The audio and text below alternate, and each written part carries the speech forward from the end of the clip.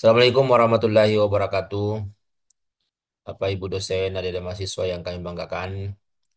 Pada pekan ini kita akan bahas materi sistem konstitusi. Eh, kita akan kuliah interaktif. Ada penjelasan dari dosen, lalu ada penjelasan dari mahasiswa, lalu sebentar ada diskusi internal grup membahas tentang topik yang tentu akan disampaikan oleh dosen kelas. Sub CPMK ini dilaksanakan satu pekan di pekan ini dan eh, tentu ada tugas-tugas individu yang telah di-upload di Sikola.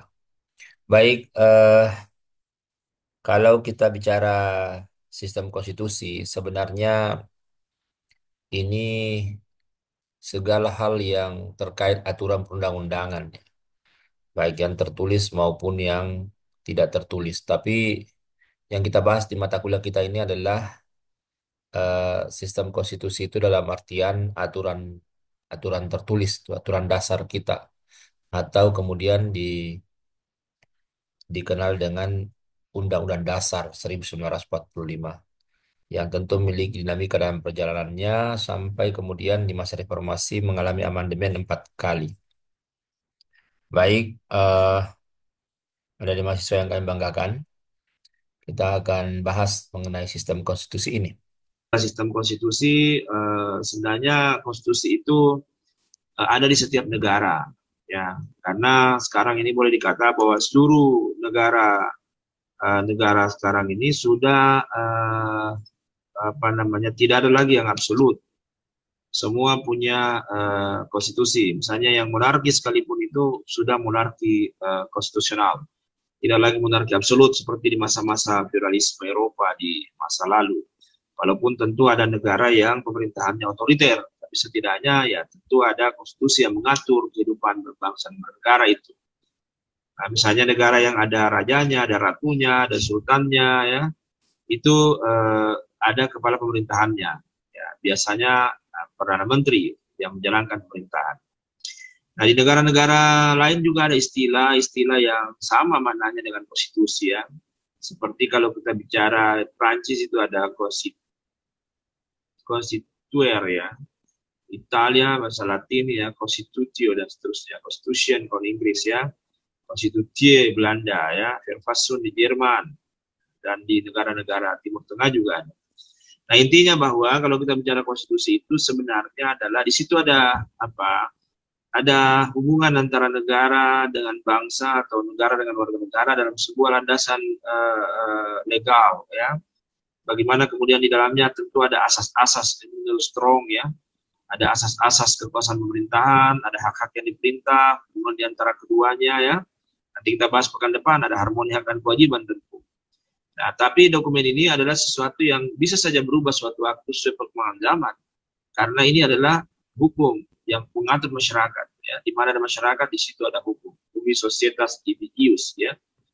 Oke, kesimpulannya bahwa konstitusi itu hukum dasar sebuah negara. Ada aturan yang lebih rendah mengatur, makanya disebut sistem. Ada sub-sub sistemnya, ya.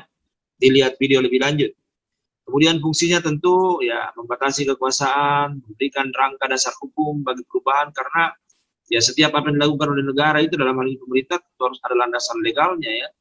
Kemudian bagaimana menyelenggarakan pemerintahan, kemudian bagaimana menjamin hak-hak asasi warga negara karena tentu negara itu ada karena bangsa itu mau ada wadah untuk mencapai tujuannya.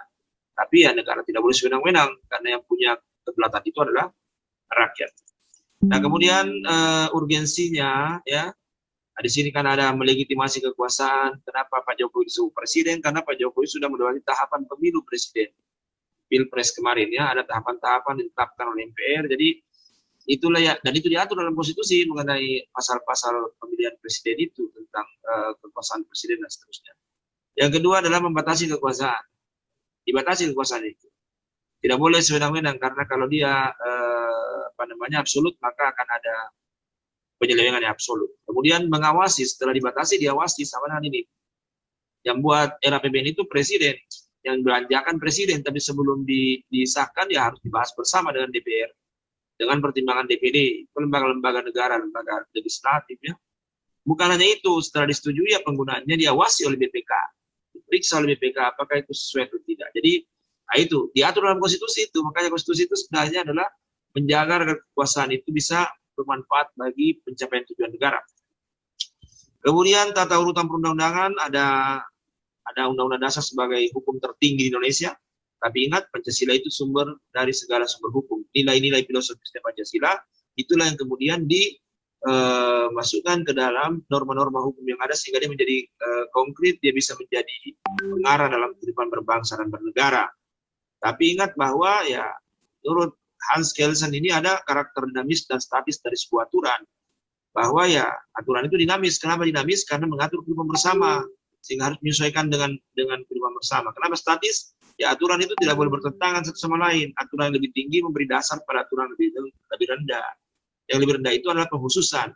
Makanya kalau ada yang tidak sesuai ya ada Mahkamah Agung, Mahkamah Konstitusi yang menyelesaikannya. Nanti lihat lebih lanjut di video ya. Kemudian dari mana sih sejarahnya ini kalau kita bicara konstitusi? Tentu ya di masa lalu kan ada apa absolutisme kekuasaan ya. Nah ini kan kalau bicara historinya kan ada Gium Homo Lupus ya, yang kuat mengalahkan yang lemah, lalu kemudian muncul pandangan bellum, omnium kontra omnes, perang semua lawan semua. Lalu kemudian lahirlah perjanjian manusia dengan manusia dalam kelompok-kelompok ya, ada faktum unionis ya. Lalu rakyat menyerahkan kekuasaannya kepada raja, pada penguasa.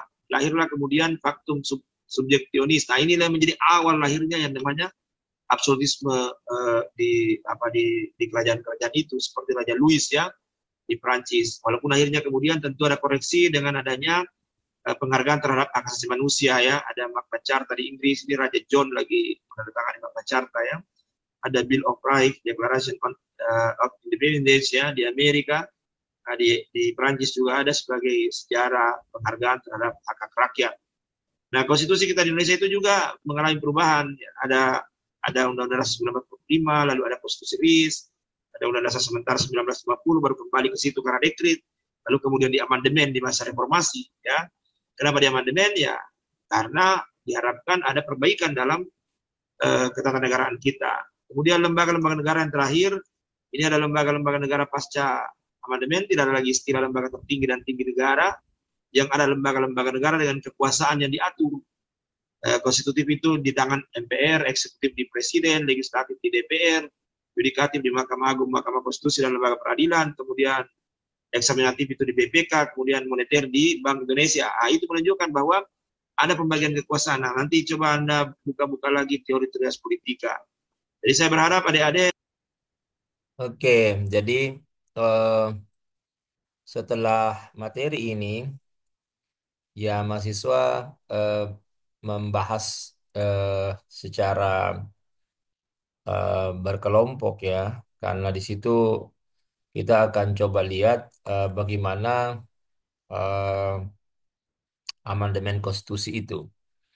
Iya, karena tentu ada banyak perubahan, ada banyak perubahan yang tentu perubahannya untuk memberikan landasan bagaimana ketatanegaraan kita menjadi lebih baik. Nah, kita kan ada 5 kelompok ya, sehingga kemudian juga dibaginya menjadi 5 kelompok. Tapi boleh tidak sesuai kelompoknya, sesuai tempat duduknya saja. Uh.